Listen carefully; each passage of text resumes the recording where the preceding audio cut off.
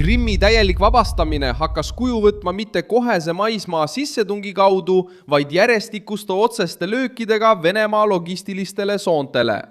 Sellel kolmapäeval 2026. aasta 6. mail hakkas Ukraina halvama parvlaevu, dessantlaevu, arsenaale, ladusid ja marsruute, mis varustasid Vene vägesid. Kerši väina, Sebastopoli ja okupeeritud maismaa koridori vahel Lõuna-Ukrainas. Sõnum on lihtne. Enne territooriumi tagasivõtmise proovimist tahab Kiiev jätta Krimmi isoleerituks, lämmatada selle ja muuta selle Putini jaoks liiga kalliks, et seda hoida. Ma räägin sulle sellest kõigest kohe, aga praegu tahad sa kindlasti olla kanali tellija, et olla hästi informeeritud, saada reaalajas infot parima ajakirjandusliku kvaliteediga, Milson Alvese usaldusväärsuse standardi järgi. Peamine punkt praegu on see, et Ukraina ei ründa ainult kättemaksuks. Ukraina korraldab kurnamisoperatsiooni kõige vastu, mis võimaldab Venemaal Krimmis jätkata. 5. aprilli ööl vastu 6. aprilli 2026. Ukraina sõjaväeluureüksused väitsid, et kasutasid droone, et rivist välja lüüa. Raudteepraam Slavjansk, mida Kiiev kirjeldas kui viimast veel töötavat raudteepraami Kertši väinas, et toetada Vene vägesid poolsaarel. Seda alust kasutati varustuse, kütuse ja sõjalise lasti vedamiseks okupatsioonivägedele. Ilma selleta oleks Venemaa rohkem sõltuv Krimmi sillast ja maismaa teedest, mis on Ukraina droonidele rohkem avatud. Mõni päev hiljem suurenes surve Sevastopolis.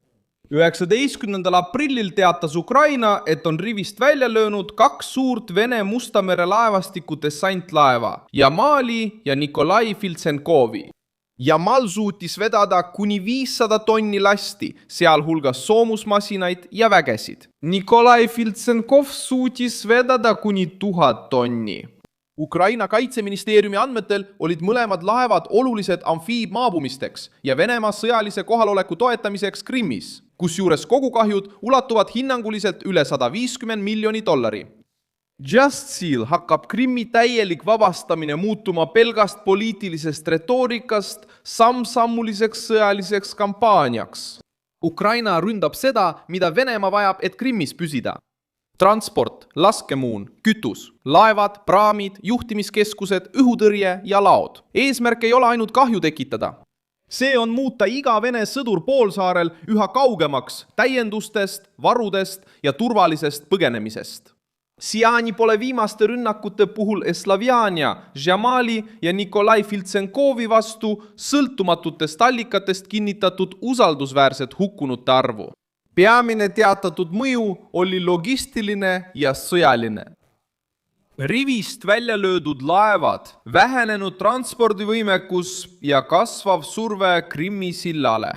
See teave on oluline, sest näitab, millist sõjatüüpi Kiiev praegu on valinud. See ei tähenda, et väed kohe poolsaarele sisenevad, vaid pigem püütakse okupatsiooni seest poolt nõrgestada, kuni Vene kohalolek muutub raskeks, haavatavaks ja raskesti hoitavaks. Krimm on selle sõja kõige tundlikum punkt, sest just seal ehitas Putin üles ühe Venemaa moodsa aja suurima jõudemonstratsiooni.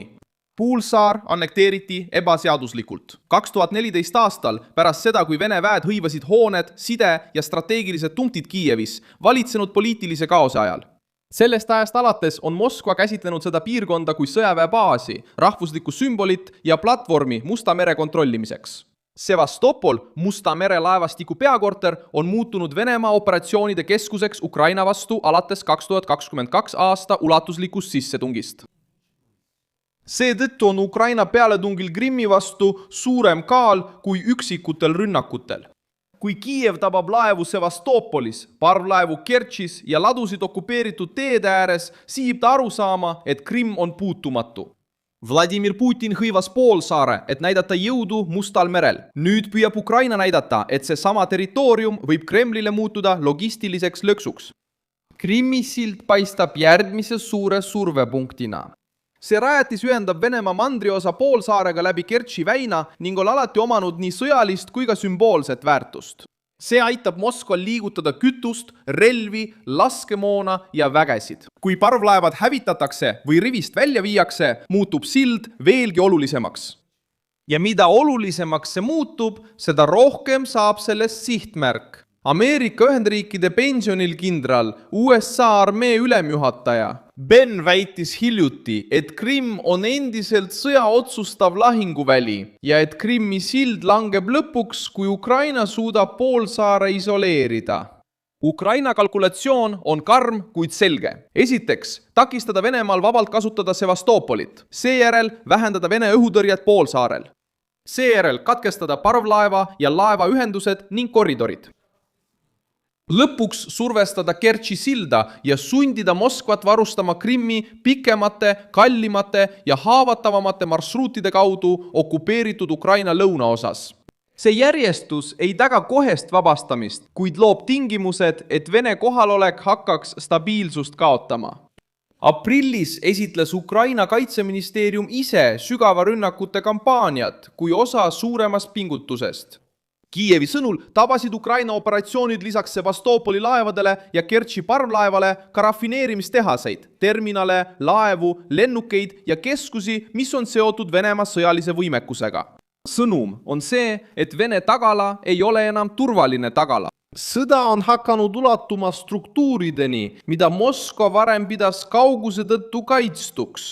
See hetk soosib samuti Kiievit, kuna Vene väed on rindel kurnatud. 2026 aasta veebruaris. Ukraina väed vallutasid kuu-kahe viimase nädala jooksul rohkem territooriumi tagasi, kui nad kaotasid. Midagi sellist polnud juhtunud alates 2023 aasta vastu pealetungist. Kiev Posti poolt tsiteeritud analüüsi kohaselt, mis põhineb Sõjauuringute Instituudi andmetel. Pärast kuid kestud vaenlase survet suutis Ukraina taas mõnel perioodil saavutada territoriaalset kasvu. Samal ajal on Venemaal raskusi oma kaotuste korvamisega. Al Jazeera teatas, et Moskvaal ei õnnestunud alates detsembrist kõiki kaotusi asendada ning värbamise tempo 2026 aasta esimeses kvartalis jäi alla aastase eesmärgi saavutamiseks vajaliku keskmise. See isikkoosseisu nappus mõjutab otseselt Krimmi. Isoleeritud okupatsioon, kus on vähem laevu, vähem parvlaevu, vähem õhutõrjet ja vähem inimressursside täiendamist, muutub palju raskemini hoitavaks. Poliitilisel tasandil on Ukrainas samuti saanud uut hingamist. Euroopa Liit jõudis kokkuleppele, et vabastada Kiievile kiireloomuline 90 miljardi euro suurune laen pärast seda, kui Ungari oma veto tagasi võttis. See samm järgnes sellele, kui Venemaa naftavool Ungarisse ja Slovakkiasse läbi Družba naftajuhtme taastati ning Volodõmõr Zelenski nimetas seda praegusel hetkel õigeks märgiks. See raha aitab Kiievil toetada kaitset, laskemoona, sõjatööstust ja vastupanu pikaajalises sõjas. See rahaline toetus on otsustava tähtsusega, sest Krimmi vabastamine ei sõltu ainult julgusest. See sõltub droonidest, rakettidest, luurest, tööstustoodangust, õhutõrjest, laskemoonast ja võimest korduvalt rünnata. Operatsioon poolsaare vastu nõuab kannatlikkust ja pidevat survet. Ukraina peab aeglustama iga Vene järelvarustust, iga laeva haavatavamaks ja iga tee ohtlikumaks. See ongi vahe sümboolse rünnaku ja tegeliku vabastamiskampaania vahel. Viimased sündmused näitavad, et Ukraina on seda strateegiat juba aastaid katsetanud. 2023. Aasta septembris tabas Kiiev Venemaa Musta mere laevastiku peakorterit Sevastopolis. Venemaa tunnistas vähemalt ühe sõjaväelase kadumist, samal ajal kui Ukraina väitis, et mõju oli palju suurem. AP tõi esile, et Krimm, mis annekteeriti ebaseaduslikult 2014 aastal, oli muutunud sagedaseks sihtmärgiks just seetõttu, et see toimib tugiteljena Venemaa sissetungile. See rünnak näitas, et Moskva tähtsaim mereväebaas Mustal merel ei saanud enam tegutseda endise rahuga. Krimmi enda ajalugu seletab, miks see territoorium määrab konflikte, mis ulatuvad palju kaugemale selle suurusest kaardil. 19. sajandil viis Krimmi sõda suured Euroopa riigid ja Vene impeeriumi vastasseisu Musta mere kontrolli ning Osmanite impeeriumi ümber oleva jõudude tasakaalu pärast. Täna püüab Kiiev seda loogikat korrata teisel viisil, mitte vana keiserliku sõjaga, vaid droonide, rakettide ja logistiliste rünnakutega kaasaegse okupatsiooni vastu. Teised riigid näitavad samuti, et okupeeritud või isoleeritud territooriumid võivad langeda, kui nende varustusliinid katkestatakse. sõjalistes kampaaniates läbi ajaloo on saared, poolsaared ja enklaavid muutunud haavatavaks, kui nad on kaotanud sadamad, sillad, raudteed ja varemed. Krimm sobitub sellesse loogikasse, sest ta sõltub välistest ühendustest, et varustada vägesid, kütust, õhutõrjet ja laskemoona. Kui Venemaa kaotab võimaluse liigutada kaupa läbi Kertši, kui Sevastopol on pideva ohu all ja maismaa koridorist saab igapäevane droonide sihtmärk, siis on Venemaa kontroll rohkem sõnades kui tegelikus julgeolekus. Nüüd järgneb pideva survefaas. Ukraina peab jätkama rünnakuid parvlaevade, laevade, radarite, õhutõrjesüsteemide, ladude ja kütuseveoteede vastu. Samuti võib Ukraina suurendada survet Krimmi sillale, isegi kui uut maismaa pealetungi lähitulevikus veel näha ei ole. Tõenäoline eesmärk on lihtne, jätta Venemaale vaid mõned halvad valikud. Või koondab Moskva rohkem kaitset poolsaarele ja nõrgestab teisi rindejooni, või lepib sellega, et Krimm jääb üha haavatavamaks. Putini jaoks on probleem selles, et Krimm ei ole lihtsalt okupeeritud territoorium, vaid sellest on saanud tema isikliku võimu sümbol. Poolsaare turvalisuse kaotamine tähendaks tunnistamist, et Venemaa suurim geopoliitiline saavutus alates 2014 aastast võib olla pöörduv. Ja Zelenski jaoks on Krimm endiselt Ukraina suveräänsuse oluline osa. Iga tabatud tarvlaev, iga seisma pandud laev ja iga hävitatud ladu mõjutab seda kontrolli kuvandit, mida Moskva on üle 10 aasta püüdnud müüa.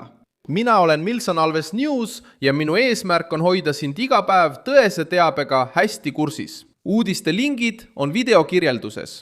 Pane sellele videole like, telli kanal ja vaata lõpus kommentaare, et olla veelgi paremini seotud Milson Alvesi kogukonnaga.